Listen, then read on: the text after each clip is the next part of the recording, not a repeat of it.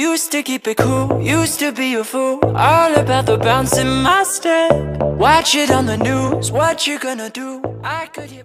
If reverse dieting isn't one of the most important parts of losing weight, then it has to be right up there. Because what good is it losing the weight to then put it all back on? I hear it all the time. People tell me, Jara, I can lose the weight, but every time I lose it, it just seems to come back on. Now the reason that this happens is because once you finish a hard cut where you lose a lot of fat and then you just stop doing what you were doing and go back to living a normal life again, obviously you're going to put the weight back on. There is a process to maintaining your new low body fat percentage, and it is just as important as getting the weight off in the first place.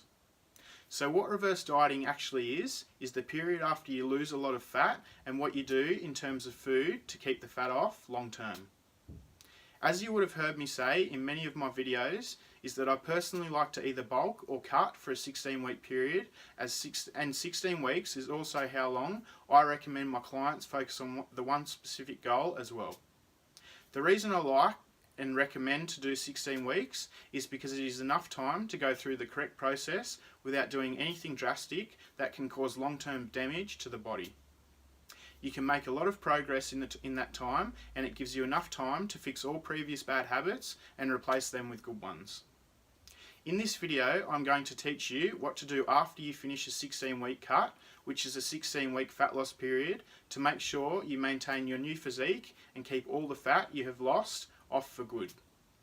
As I said earlier, what is the point in losing the weight when you know you are just going to put it back on all over again?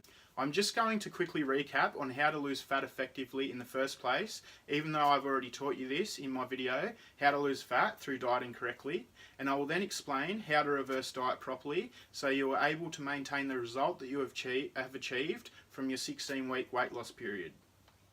Before you make the commitment to losing fat, you need to come up with your original base diet, which I teach you how to do in my video, Protein, Carbs and Fats. We are going to assume you are eating 7 meals per day and 5 meals per day if you're a female. When you start your original base diet, you have protein in all 7 meals, and you have carbs in all 7 meals, and fats in 2 of your meals.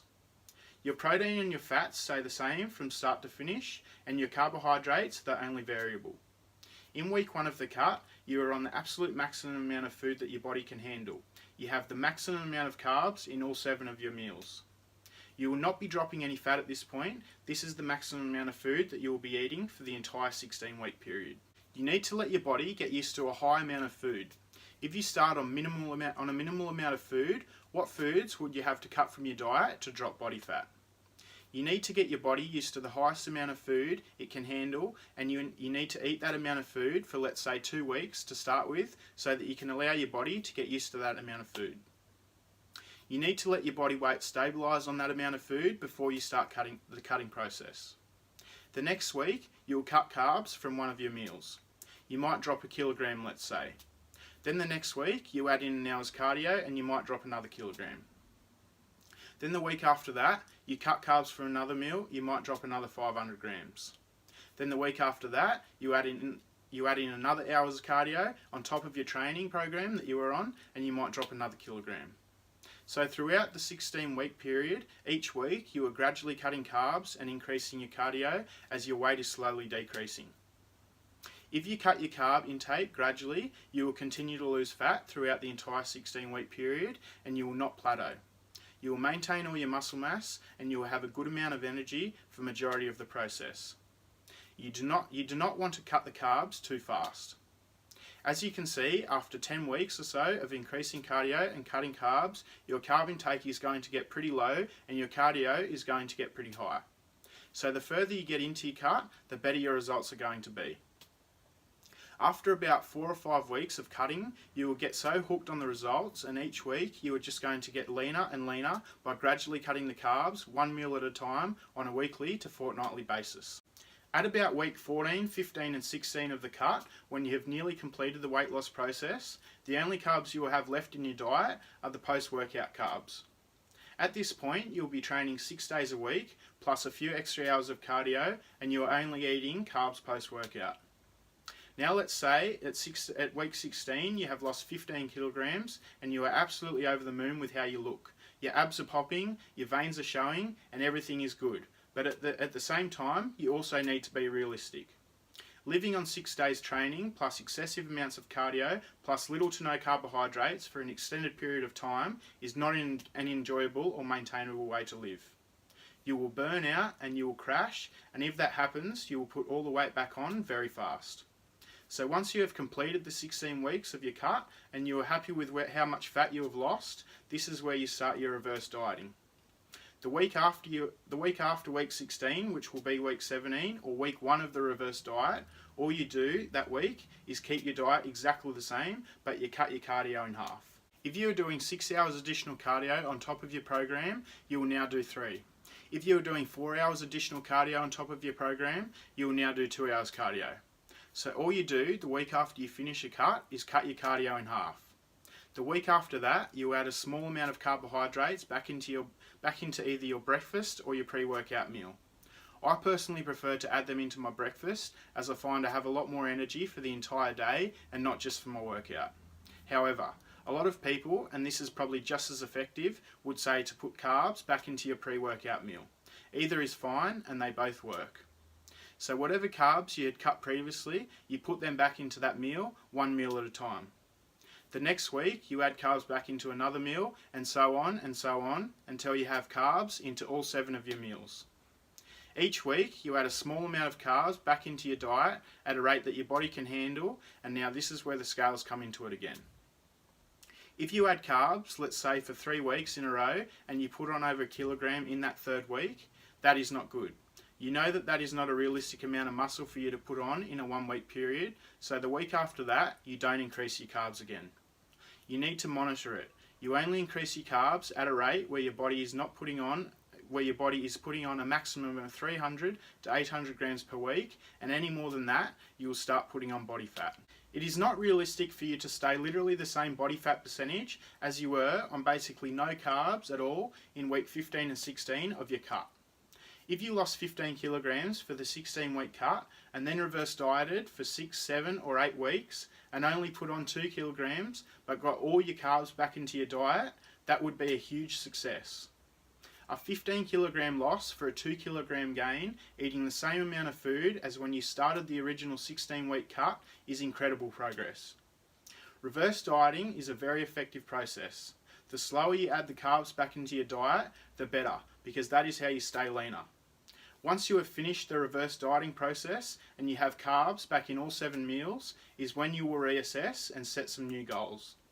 If you want to get even leaner, you go through the reverse dieting process after a cut, and once that is completed, you have carbohydrates back in all your meals, and you can start the 16-week process again because you've gotten your body used to the carbs again. If you don't get those carbs back into your diet, your body will eventually plateau because you have no more carbs to cut and you can't physically do any more cardio. So once you have maxed out on cutting all your carbs and you can't do any more cardio and you have pushed yourself to your limits, you don't just stop and go back to living normally. You don't just add back in all your carbs and do no cardio at all. You need to reverse diet out of the cut so your new body weight and body fat percentage is basically locked in. If you reverse diet out of the cut and you are happy with how lean you are, this is when you can either start cutting fat again or you can start focusing on building muscle. You can start a 16-week bulk, which I teach you how to do in my video, How to Build Muscle Through Dieting Correctly. If you do decide that you want to start building muscle, I really want you to place a huge emphasis on keeping yourself as lean as you can whilst you are growing, because you don't want to put that fat back on. When you are building muscle, you can't rush it. You need to go through the correct process. So reverse dieting is very simple, and you can obviously understand how the name gets its title. You just do the total opposite of what you were doing when you were cutting. When you were trying to get the weight off, you were gradually cutting your carbohydrates to lose the fat. Now you are gradually increasing them at a point where you are not putting on any fat, but you are still increasing your carb intake. Like I said earlier, if you lose 15 kilograms from a 16-week cut, which is very realistic if you have the weight to lose, and you then complete the reverse diet process, get yourself back onto the same amount of food as when you started, only to put on 2 kilograms, that is a huge win, and that is very realistic. You are eating the same amount of food, but you are literally 13 kilograms lighter. Obviously, the numbers will vary from person to person, but the more strict you follow the cutting process, the better the results are going to be. The only way you can do this is by reverse dieting and going through the reverse dieting process. The reason I love this sport and the process of improving my physique is because it never ends. Once you complete the reverse diet, you are back at square one. Time to set some new goals, time to keep getting better, and it all comes down to how hard you are prepared to work to get the body of your dreams. Whether you want to lose more fat or whether you want to start building muscle, once you have completed the reverse diet process, you'll be in the perfect position to reassess where you want to take your physique and start going down that direction. To me, and hopefully to you as well, there is no maintenance period. There is no, I just want to look how I do now period. Why would you go to the gym to look exactly the same? Progression is one of the most important factors when it comes to being happy. If you are getting better and your life is improving in your training, your relationships, your career, and whatever areas in your life that is important to you, you are going to be very happy. I say it to my clients all the time. You need to raise your standards and aim high. Get a picture of what you believe to be the perfect body and say to yourself, I am going to do literally everything that I possibly can to get as close to this as possible. In the bodybuilding and fitness world, there is no perfect. It all comes down to the individual's opinion. I personally admire and respect heaps of different looking physiques. I admire physiques like Callum von Moger, I admire physiques like Tom Coleman, and even though there is 30 kilograms of muscle in difference between their size, I still think that they are both very appealing physiques. There is no right or wrong. You can look however you want to look. Just because you think something looks good doesn't mean I'm going to think it looks good. It is and vice versa. So really, all you need to do is figure out exactly how you want to look, what you believe is perfect in your eyes, and spend the rest of your life working towards that physique. It really is an amazing and very enjoyable journey, and I wish you guys and girls all the very best.